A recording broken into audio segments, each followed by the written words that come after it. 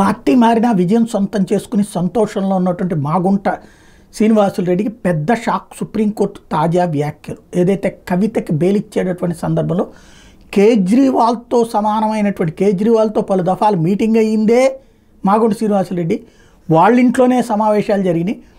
అట్లాంటప్పుడు వాళ్ళ అబ్బాయి అప్రూవర్గా మారాడని చెప్పి ఒక నిందితుడు అప్రూవర్గా మారితే ఎట్లాగా మీరు అతనికి బెయిల్ ఇచ్చేస్తారు, ఎలాగ అతన్ని నిందితుడి నుంచి తీసేసి అతన్ని ఏదైతే అప్రూవర్గా చూపెడతారు దాన్ని ఎట్లా అనుమతిస్తున్నారు, అట్లాగే అసలు మాగుంట శ్రీనివాసులు రెడ్డి మీద కేసు ఎందుకు పెట్టలేదు అని ఈడీని సిబిఐని ప్రశ్నించినటువంటి నేపథ్యం.